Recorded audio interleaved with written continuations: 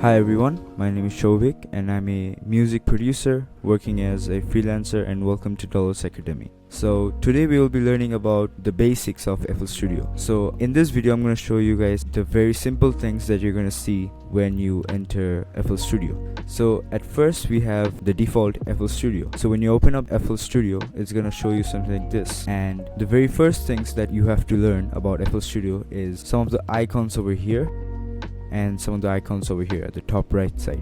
Now, FL Studio is the best option or the best software to work on to make beats, to make tunes, to make melody and all that. Personally, I use FL Studio to mix audios, to produce audios, or to improvise some audio. Now, so first of all, I'm gonna get you guys through the icons in this video, and in the next video I'm gonna show you guys a simple tutorial on how to make the beats and how to set up this, set up that. So at first, on the top left side, you're gonna see a bunch of icons. So first of all, you're gonna see an icon which says draw on the very top left side. So this is used to input one single pattern. Now what's a pattern? I'll get back to you guys in a bit. So the next one is paint. So paint is basically, if you have a pattern, you can just fully drag onto it, something like this. And in the draw, you can only draw a single one. You cannot drag or draw multiples. While only using paint, you can draw multiples. What is delete? Now delete is simply just you left click and it's gonna be gone. This is basically removing something that you don't want there, or something that seems a bit off, you want to redo it, then you can use delete.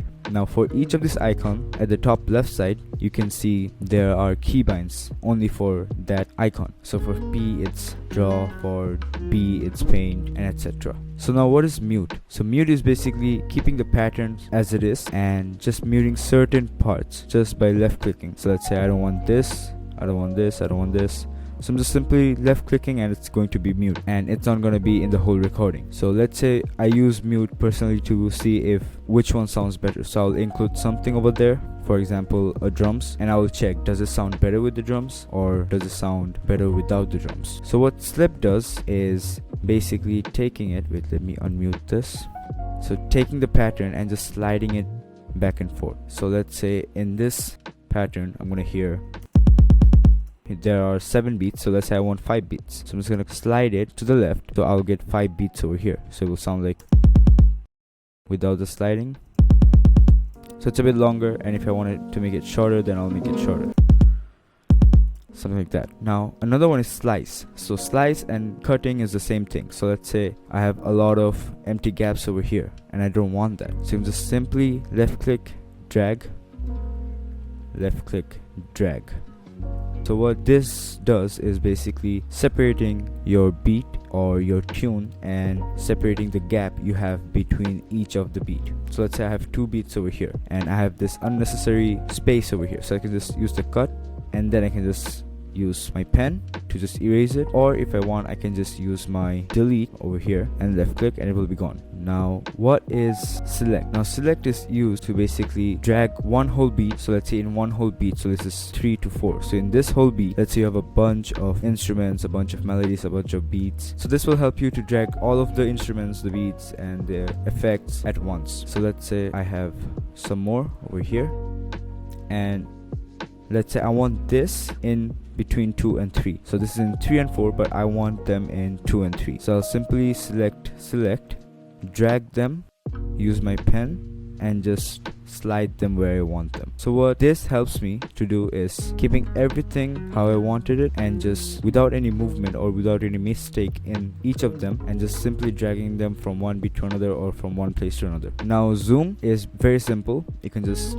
left click and it will show you a zoomed in version of your beat. But for me personally, I can just use the scroll on my mouse and just scroll up and down to just zoom in. But note that you have to scroll between this line where it says all the numbers. So note that I can only zoom using my scroll on my mouse on this line over here. If I do this, then it won't work. It will just go up and down. If I go here, it will just go up and down the playlist. But if I zoom in here, I can get a much clearer view on my beats and each of the notes. You scroll down, you get a zoomed out version. You scroll in or you scroll up, you get a zoomed in version. Now the next one is playback. So what is playback? So playback will help you listen to that beat. Let's say I just want to listen to this one. Now let's say I have my drums here, my guitar here, my piano here, my effects over here. So let's say I just want to hear my drums. So I'll just left click, selecting my playback icon, and just left click, and it will just let me hear that specific pattern only.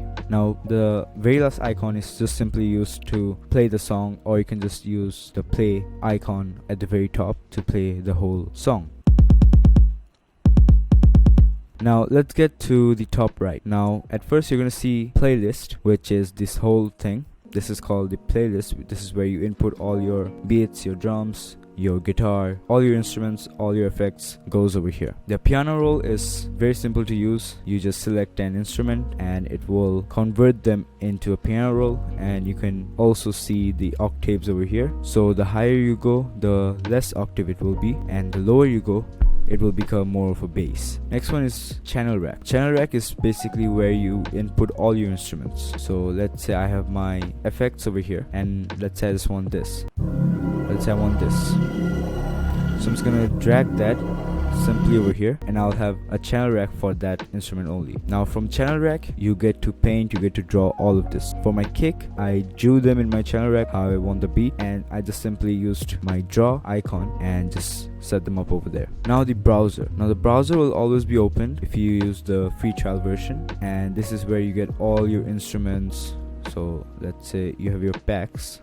Now in the packs you have your instruments, your bass, guitar, keyboard, and then your loops. These are default loops, your FX, and all that. Now this is where you can open a project which is saved within FL Studio. Now note that in the free trial version of the FL Studio, you have to pay in order to reopen a saved file, and if you pay an amount, it will give you access that you can save and reopen it. And there are packs. So let's say there are subscriptions from $100 to $500. So in the $100 subscription, you're gonna get some more plugins, and you will be able to reopen your saved projects. But in the free trial, you can only save and not reopen. And in the $500 subscription, you can have more plugins, more inputs, and such. The next one is the plugin pack. So this is where you get all your plugins. If you have your extra downloaded plugins you want there, then you can have it all over there. The next one is a tempo tapper. So the tempo tapper, what it does is, let's say you listen to a music or you want your tempo to be this amount. You can just simply use your mouse, left click,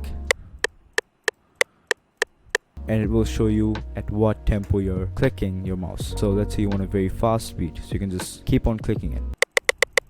So at a glance it showed there 357 tempo, but let's say I want a very slow beat, so I'll just go.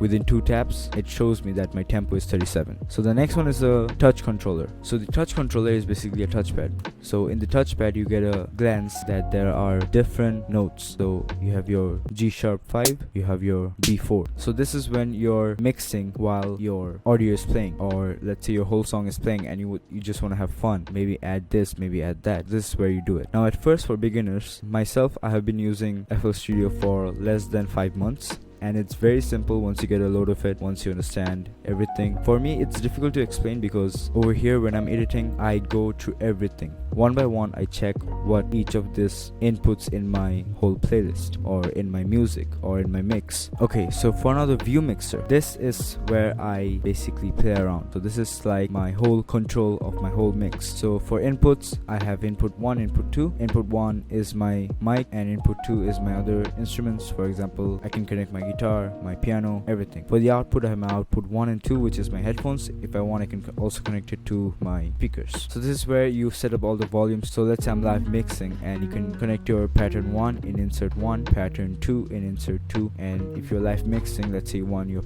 insert 1 or your pattern 1 to be louder than pattern 2, you can just go up, go down. Let's say you want the other way, go down, go up. Simple. On the right hand side, this is where you add your plugins or your FX. You can just left left click and it will show you all of the plugins and effects. And on the left hand side, this is the master. This is where all your input comes together at once, and the master is very important. Try not to go above 0.